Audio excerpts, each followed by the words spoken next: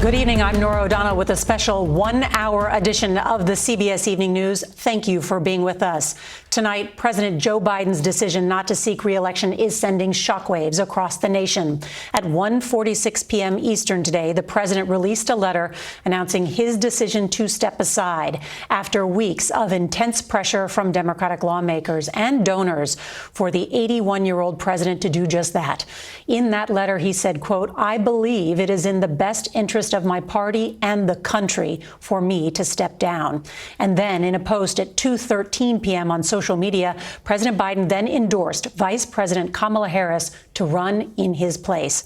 Harris said she will seek the nomination, adding, "Together we will fight, and together we will win."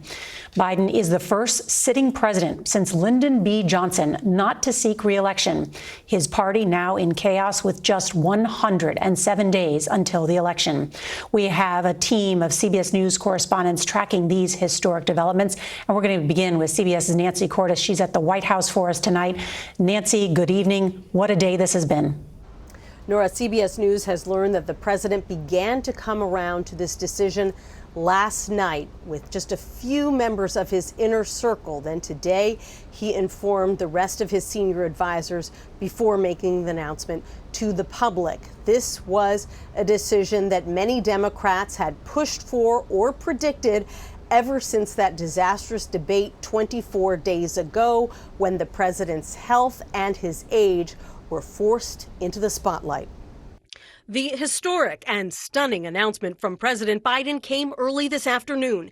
In a letter to the American people posted on social media, he said, "While it has been my intention to seek re-election, I believe it is in the best interest of my party and the country for me to stand down and focus solely on fulfilling my duties as president for the remainder of my term." The announcement threw the race into disarray. No sitting American president has dropped out of a campaign so late in the election cycle. In a subsequent post, Biden endorsed his Vice President Kamala Harris. Are we ready to fight for it? Harris, in turn, said she was, quote, "honored to have the president's endorsement, and my intention is to earn and win this nomination. We have 107 days until Election Day. Together we'll fight, and together we will win." Delaware Senator and Biden ally Chris Coons said it was a hard decision for the president. I still believe he could have beaten Donald Trump, but I also know that what he's done today is in the best interests of our nation. A slew of political heavyweights are already backing Harris, including both Clintons and many members of Congress. Pressure had been mounting on the president to step aside.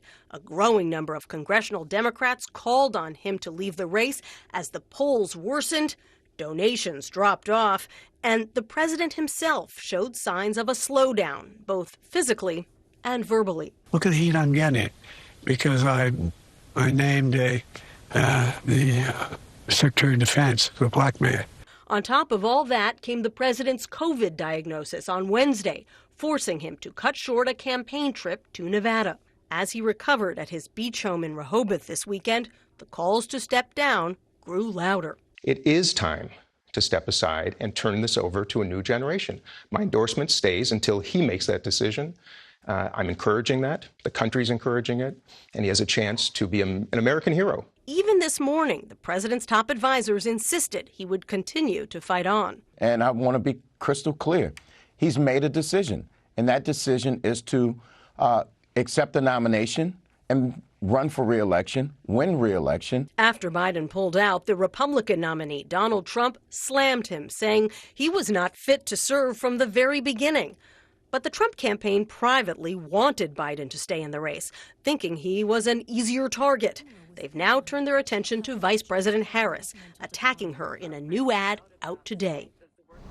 Tonight, the entire Democratic apparatus is working to reorient the campaign and the convention around Vice President Harris. But CBS News has learned that independent Senator Joe Manchin of West Virginia, who was until recently a Democrat, is now considering becoming a Democrat again to mount his own dark horse campaign for the nomination.